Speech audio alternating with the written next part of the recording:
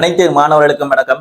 புதிய ஒரு காணொலியூடாக உங்களை சந்திப்பதில் மகிழ்ச்சி. இன்று நான் பார்க்க இருக்கும் வினாவை நீங்கள் அவதானித்தால், சீலன் ஓர் எண்ணில் இருந்து 18 கழிப்பதற்கு பதிலாக 18 கூட்டி விட்டான். அவனுக்கு கிடைத்த எண் 180 எனின் அவன் பெற வேண்டிய விடை யாது? சீலன் என்ற நபர் ஓர் எண்ணில் இருந்து 18 கழிக்க வேண்டும். ஆனால் அவர் என்ன செய்து விட்டார்? கழிப்பதற்கு பதிலாக 18 கூட்டி விட்டார். எனவே அவர் ஆரம்பத்தில் இருந்த எண்ணை விட 18 அதிகமாக பெருமானம் காணப்பட போகின்றது. அவ்வாறு காணப்பட்ட பெருமானம் 180 காணப்படுகின்றது. அவர் உண்மையிலேயே பெற வேண்டிய எண் யாதென்று இதுல கேட்கிறாங்க.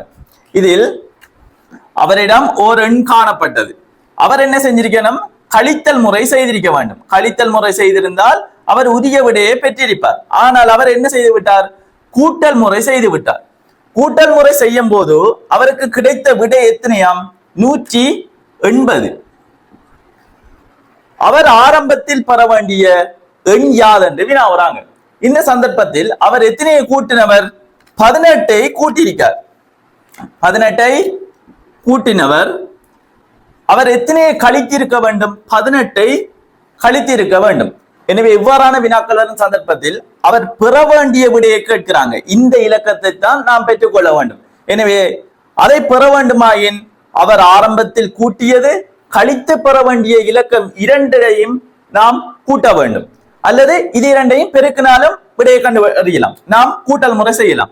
18ஐயும் நாம் என்ன செய்ய போன்றோம்? கூட்ட போகின்றோம். 8 மட்டும் எத்தனை? 16.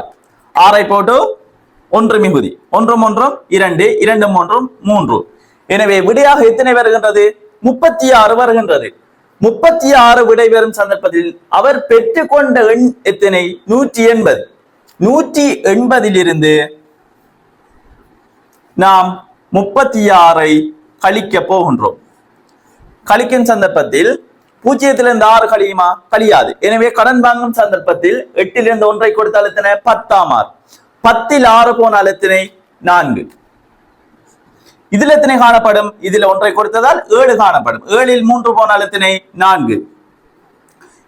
இதில் 1 காணப்படுகின்றது. அந்த 1 அவ்வாறே வரும். எனவே அவர் உண்மையிலே பெற்றிருக்க வேண்டிய விடை எத்தனை? 144. இவ்வாறான வினாக்கள் வரும் சந்தர்ப்பத்தில் தெளிவாக வினாவை அவதானித்து பிள்ளைகள் நீங்க வினாக்களுக்கு விடை செய்ய வேண்டும். மீண்டும் ஒரு காணொளியில் புதிய ஒரு வினாவூடாக நாம் சந்திக்கலாம். அதுவரை நன்றி, வணக்கம்.